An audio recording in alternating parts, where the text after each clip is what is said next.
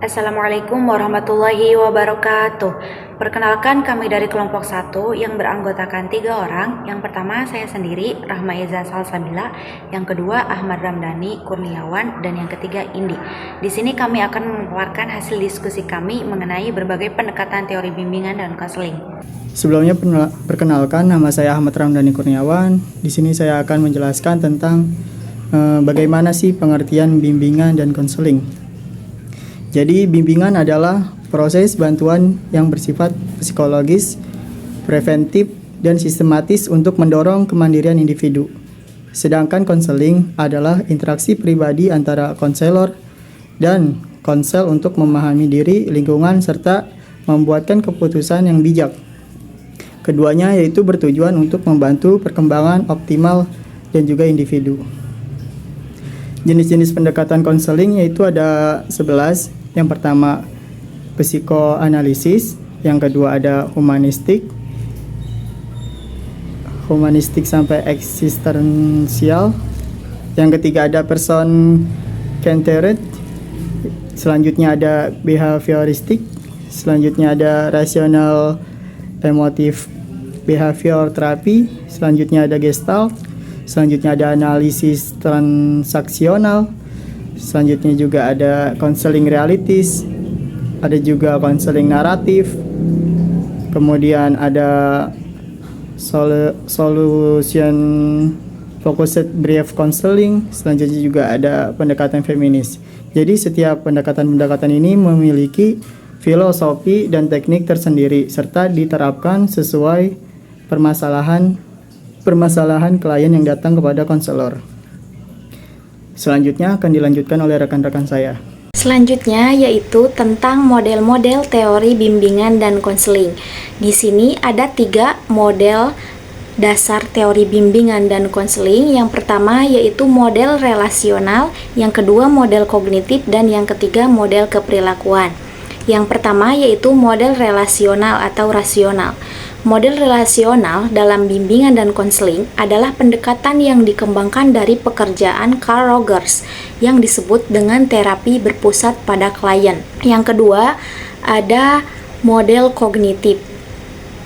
Teknik talking Kurrell dalam pendekatan psikoanalisis yang dikembangkan oleh Sigmund Freud kira-kira 1 abad yang lalu merupakan sumber utama bagi ragam konseling dan psikoterapi dalam model kognitif. Yang ketiga yaitu model keperilakuan atau behavioral. Prinsip dasar dari model keperilakuan bertolak dari pandangan bahwa psikologi adalah ilmu pengetahuan yang berbasis data teramati, dan yang disebut perilaku adalah manifestasi organisme yang teramati. Model ini menolak dunia dalam diri individu seperti hanya ID, ego, superego yang menjadi kekuatan utama teori psikoanalisis. Selanjutnya yaitu tujuan bimbingan dan konseling. Menurut Syaiful Ahyar, ada beberapa tujuan dari konseling, yaitu yang pertama menyediakan fasilitas untuk perubahan tingkah laku, yang kedua meningkatkan hubungan antar perorangan dan pembinaan kesehatan mental, meningkatkan keterampilan untuk menghadapi masalah, menyediakan fasilitas untuk pengembangan kemampuan, dan meningkatkan kemampuan dalam menentukan keputusan. Materi selanjutnya yaitu fungsi bimbingan dan konseling. Uman Suherman yang dikutip oleh Sudrajat tahun 2008 mengemukakan 10 fungsi bimbingan dan konseling, yaitu yang pertama, fungsi pemahaman, yaitu fungsi bimbingan dan konseling membantu konseli agar memiliki pemahaman terhadap dirinya atau potensinya dan lingkungannya. Yang kedua yaitu fungsi preventif, yaitu fungsi yang berkaitan dengan upaya konselor untuk senantiasa mengantisipasi berbagai masalah yang mungkin terjadi dan berupaya untuk mencegahnya.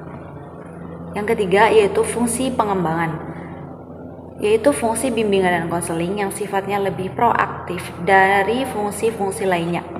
Yang keempat yaitu fungsi penyembuhan, yaitu fungsi bimbingan dan konseling yang bersifat kuratif.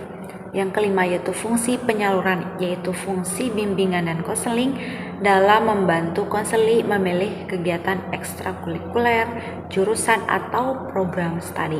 Yang keenam yaitu fungsi adaptasi, yaitu fungsi yang membantu para pelaksana pendidikan seperti kepala sekolah atau madrasah dan staf konselor dan guru. Yang ketujuh yaitu fungsi penyesuaian, yaitu fungsi bimbingan dan konseling dalam membantu konseli agar dapat menyesuaikan diri dengan dirinya sendiri. Yang kedelapan yaitu fungsi perbaikan, yaitu fungsi bimbingan dan konseling untuk membantu konseli sehingga dapat memperbaiki kekeliruan dalam berpikir. Yang kesembilan yaitu fungsi fasilitas, yaitu memberikan kemudahan kepada konseli dalam mencapai pertumbuhan dan perkembangan yang optimal, serasi, selaras, dan seimbang dari seluruh aspek dari konseli. Dan yang terakhir yaitu fungsi pemeliharaan, yaitu fungsi bimbingan dan konseling untuk membantu konseli supaya dapat menjaga diri dan mempertahankan situasi kondusif yang telah tercipta dalam dirinya. Selanjutnya yaitu prinsip-prinsip bimbingan dan konseling. Yang pertama itu ada prinsip-prinsip umum, yaitu yang pertama, dasar bimbingan dan konseling tidak dapat terlepas dari dasar pendidikan dan dasar negara, yaitu Pancasila. Yang kedua, perlu dikenal dan dipahami karakteristik individual dan individu yang dibimbing. Yang ketiga, bimbingan diarahkan kepada bantuan yang diberikan supaya individu yang bersangkutan mampu membantu dirinya sendiri. Yang keempat, yaitu untuk mendapatkan hasil yang maksimal, pelaksanaan program bimbingan harus dipimpin oleh seorang petugas yang memiliki keahlian dalam bidang bimbingan. Dan yang terakhir yaitu program bimbingan harus senantiasa diadakan penilaian teratur untuk mengetahui hasil dan manfaat yang diperoleh. Yang kedua yaitu ada prinsip-prinsip khusus. Nah, ini terdiri dari program bimbingan harus berpusat pada siswa. Yang kedua, keputusan berpusat kepada siswa atau klien. Yang kedua itu keputusan terakhir dalam proses bimbingan ditentukan oleh individu yang dibimbing. Yang ketiga yaitu pembimbing harus selalu menghormati dan menjaga kerahasiaan dari yang dibimbing. Yang keempat yaitu pembimbing hendaknya menggunakan berbagai jenis metode dan teknik yang tepat dalam melakukan tugasnya. Yang kelima yaitu atau yang terakhir yaitu bimbingan harus dilaksanakan secara kontinu atau berkelanjutan. Mungkin itu saja pemaparan materi dari kelompok kami, semoga bermanfaat. Sekian, wassalamualaikum warahmatullahi wabarakatuh.